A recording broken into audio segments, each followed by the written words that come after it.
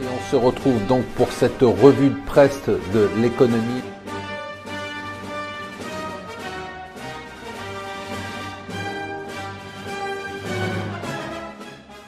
Bonjour et bienvenue sur Mon Financier pour la revue de presse de l'Écho. Nous sommes le vendredi 14 octobre. On commence par l'événement de la soirée. Enfin franchement, j'ai dû zapper tellement je m'ennuyais. C'était le débat des primaires. On n'attendait pas grand-chose. Eh bien, on n'a pas été déçus.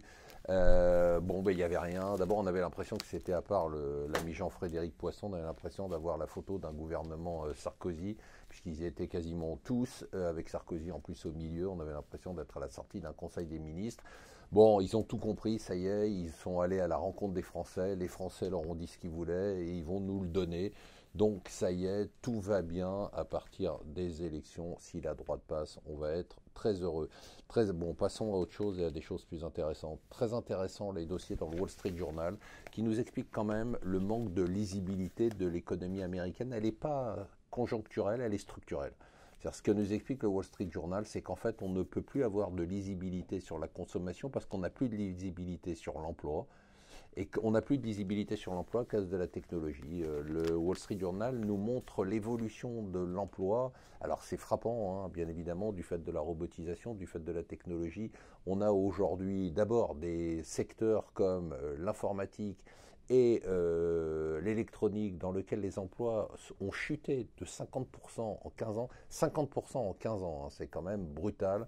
Les 5 premières capitalisations américaines n'emploient que 434 000 personnes, c'est 50% de moins qu'il y a 3 ans, et des entreprises que vous connaissez, un Snapchat par exemple, dont on parle tous les jours puisqu'ils vont s'introduire en bourse sur 25 milliards de dollars, n'aurait pas plus de 500 employés, donc c'est-à-dire qu'on est dans une ère de technologie jobless, et du coup, essayer de prévoir ce qui va se passer dans l'avenir pour l'économie, c'est totalement impossible. En tout cas hier, c'était un peu la panique sur les marchés, puis ça s'est rétabli, on a chuté assez fortement, on a rebondi un peu, on reste quand même avec des marchés européens qui étaient plutôt en baisse d'1%, des marchés américains qui sont à peu près stabilisés, un dollar qui continue à flamber ce matin, un euro à 1,10, le sterling à 1,22, le dollar yen à 104.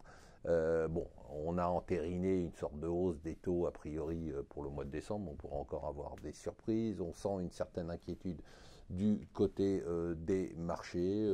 Pas de panique pour l'instant, mais une certaine inquiétude. Inquiétude aussi du côté des écrivains. À quoi ça sert d'écrire des bouquins si on file le prix Nobel de littérature à quelqu'un qui n'en écrit pas, mais qui chante, qui est, selon Barack Obama, le poète préféré de sa vie. C'est Bob Dylan qui a eu donc le prix Nobel de littérature. Si vous avez aimé le Massacre version 2016, vous allez adorer le Massacre version 2017. C'est ce que nous disent les Échos.